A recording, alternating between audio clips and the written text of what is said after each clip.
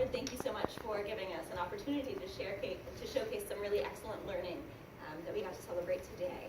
So the GSI, the Global Science Initiative, has been a long-standing tradition at AMS and has really been a very proud feature of the 7th grade curriculum to give students the chance to ask questions and to experiment and to design.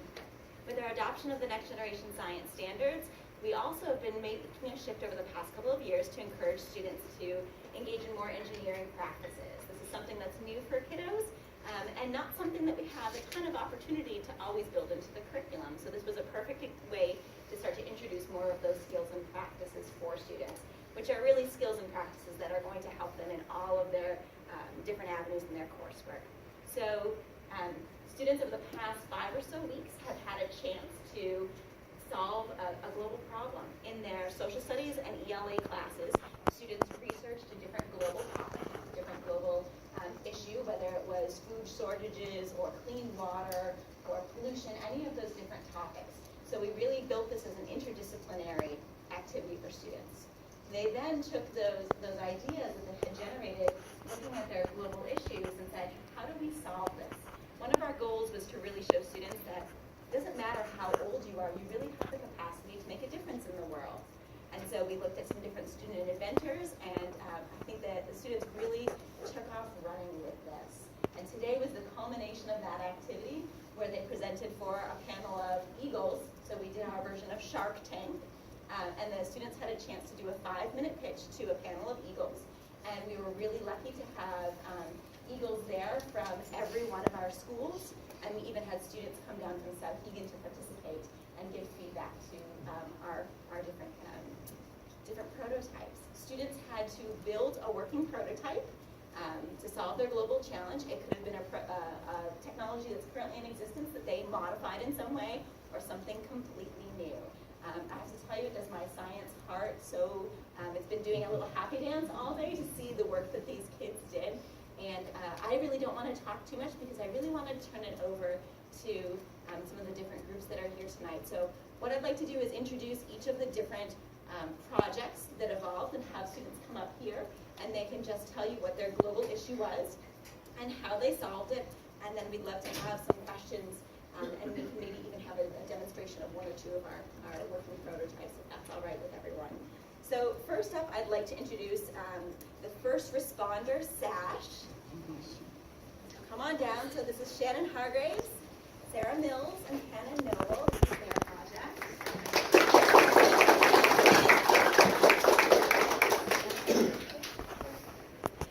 We also have Fresh Filtration 5000 by Alice Serban and Amanda Fulton.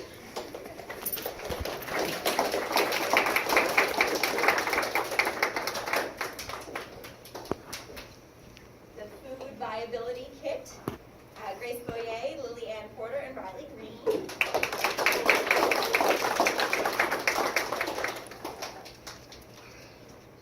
Roe Green, Nolan Dickinson, Asa Irvine, Haley Maka, and Natalie Lawhorn.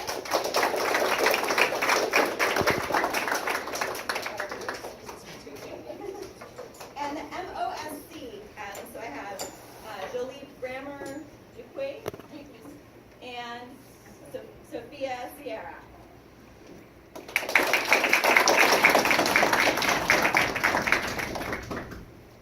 And Amanda Rogers, who is one of our 7th grade science teachers and has put in a tremendous amount of work to make this day and the celebration really possible.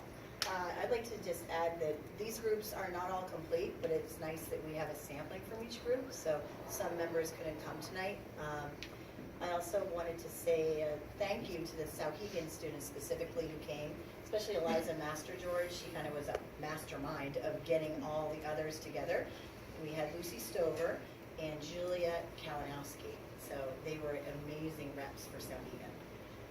So I don't know if we want to just start with them giving a little summary and the process. Right, so if each group could just say what your global issue was and how you sought about to solve it, that would be wonderful.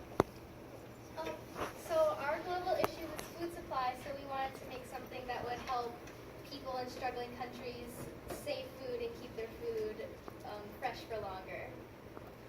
Ours with water pollution, and we wanted to make something that would filter water so it would be free of chemicals or bacteria. Ours is health, and we wanted to create something for first responders so they can get to their destinations easier, quicker, and faster. Ours was habitat preservation, so we created a product that makes plants grow faster and healthier to keep up with deforestation. Ours is also habitat preservation, and we made a bag that would pick up trash in the ocean. So I think we're trying to be really fast. If I could just kind of go back, and if I could have Riley and your group, could you please just highlight, show them some of the features of what keeps the food fresher in yours and what your design was? A couple of the highlights. Okay, so we divided the box into two, and one side is to store more warmer foods, and the other side is to store colder foods. And we also added a funnel so it could collect rainwater. We lined the two different sides with tinfoil and styrofoam for the warmer side to keep food more warm, and we lined the colder side with styrofoam to keep it cold.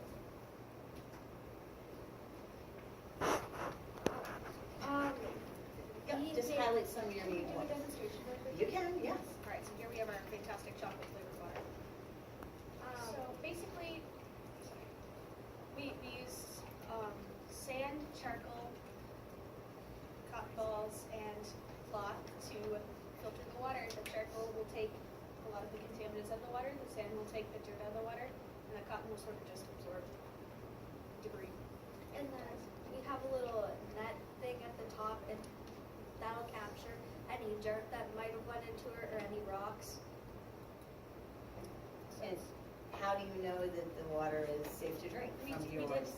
a drinking analysis test, and according to the iron, copper, nitrate, nitrite, bacteria, chlorine, alkalinity, and total hardness, our water was drinkable.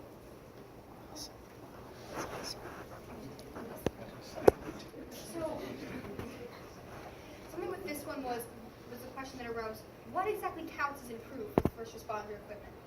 And I found this clearly defines that.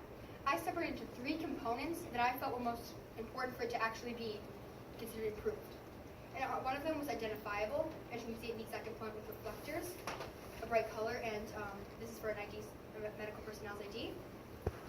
Component 2 was versatile and organized. I got it. Also piece of your hand, so. One of the things I thought with this was the multiple areas for marketing obviously is a key point, that it could be used for people who are actually responding in third world nations, or it could be bought as a basic first aid tool for citizens. It depends on what you fill it with. So I thought that was a really interesting point. And also how well it performs in water.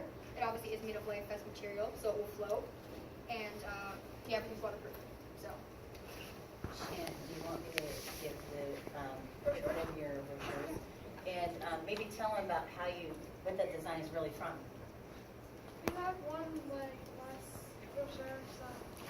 We can share. Okay. Okay. They're very to share. So, this took a while to engineer and make. I had to recreate it entirely one time.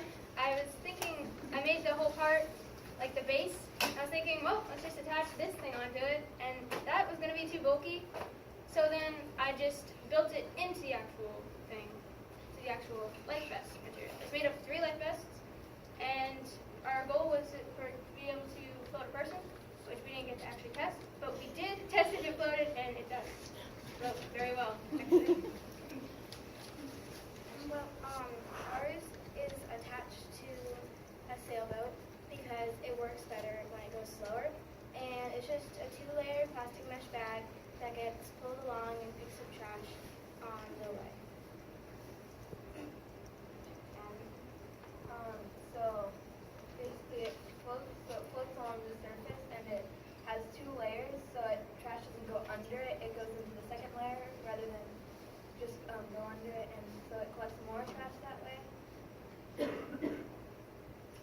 if I could point out, one of the most important parts of the GSI this year was the redesign. Because we've done other engineering projects during the year, and the kids, they love to redesign and play and redesign, but they don't like to document always. And so one of the required parts of this is they documented those changes they made along the way and why they're better. So, Asa or Nolan, how did you, in your redesign, you did something really important that made this better. Why don't you guys tell us what you did to redesign this that made it work so much better? Oh, I'm sorry, no, Asa, Yeah. sorry, wrong group, sorry. So Wait a minute, are you with, we're in you're like supposed to be over here. That's right, sorry. Sorry, I got a little confused. okay. So if you could tell them, because this was a really good part of this, Yeah. is that the redesign. So at first we didn't have this part and it was just this, and then we tested it and it only picked up like 3 pieces is probably the highest. And so then once we added on this, it really helped a lot more and it picked up a lot more. And we also added on a better string because the other one broke. And we also, we were originally going to put it on a motorboat, but we realized that it went too fast and it wasn't collecting as much trash, so we decided that we would put it on a sailboat because they would go much slower and it picked up much more trash that way.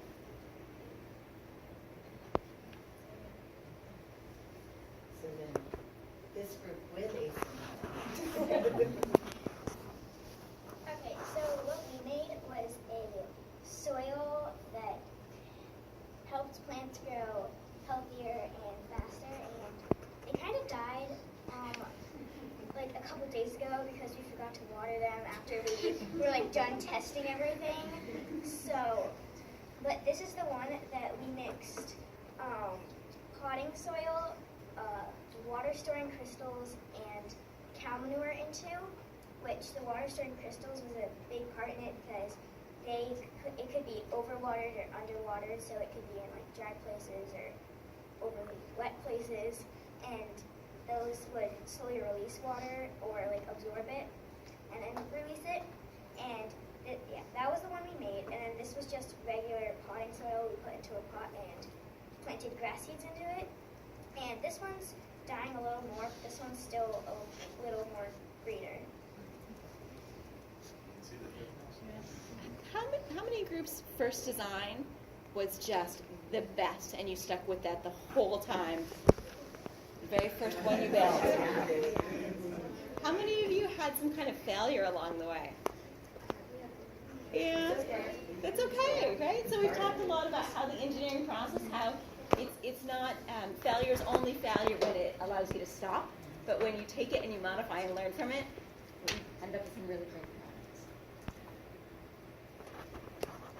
Do you have any questions? I just had one magnetic wires. I don't know if I can go back to this again. Yeah. What we did with ours is we thought we're going to try to make it different a little by using resources that are pretty easily accessible even in areas that don't have a lot of stuff. I mean, the bucket is probably the hardest thing to get. You don't necessarily have to use cloth or a funnel.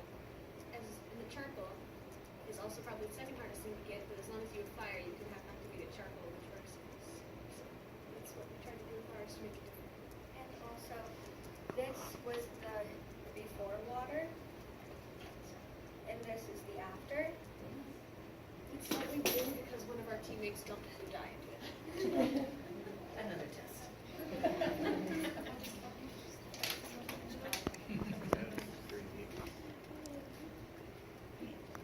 Have any of you thought about after tonight, just inspired you to think about something else or continue this way or do something different or anything else?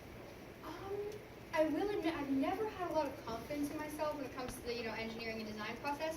But after this, after actually doing the process, I feel like it's actually a lot easier now. I was just looking at it from way too big from now to the finished product. But there are a lot more steps, and so I feel therefore it's much more possible for me to do something again like this in the future.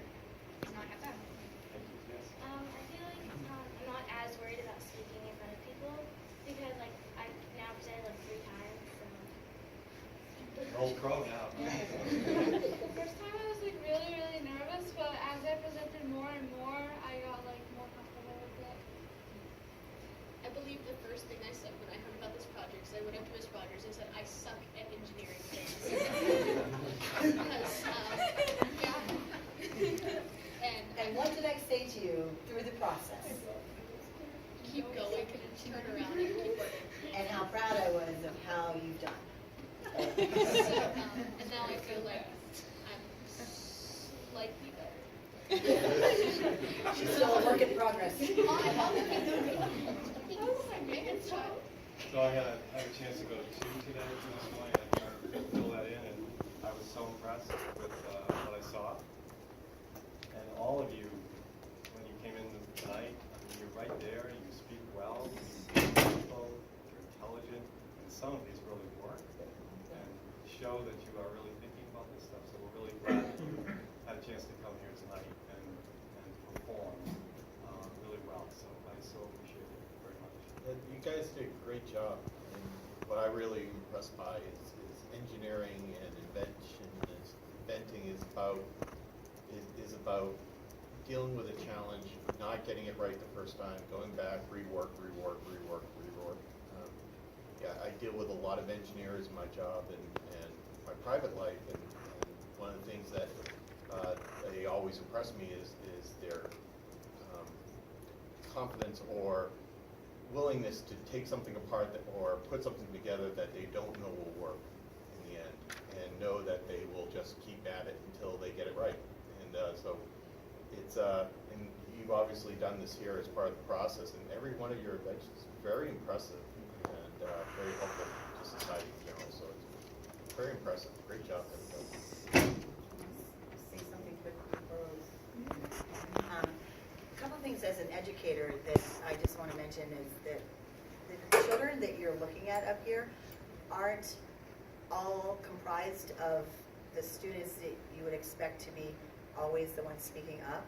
And so that really, through this process, is something I've been really proud of them for, and just they should feel so accomplished because so many of them don't consider themselves public speakers. So not only did they do this in front of their peers, do this in front of this panel of eagles like Shark Tank, they didn't even know all of these people confidently, but now they're also coming here on their own. I volunteer, I asked them specifically to come, they came, and they're not always the ones that all of them that would be the ones speaking up all the time. And I think that shows such growth for them as individuals, and they should be very proud of themselves. And I think that, so this is so much bigger than science, than the class of science in 7th grade. And it's so interdisciplinary with language arts and social studies as well. I mean, they paved such good research. They knew what they were doing. They knew their subjects before they even got into science because they had such good research done. And so just also, I cannot go without thanking Mrs. Gagney, who's not here tonight. She's the other 7th grade science teacher, and some of these are her students too, and so this was a joint effort. We crossed teams during this as well. So these children, when they were grouped together, were grouped with people from the other teams. There are 2 7th grade science teams. So the amount of collaboration was even beyond normal classroom because they had actually team people they might not even know from the other team. So it was really amazing to watch it come to fruition, and I'm just really proud of everyone here and just the whole 7th grade.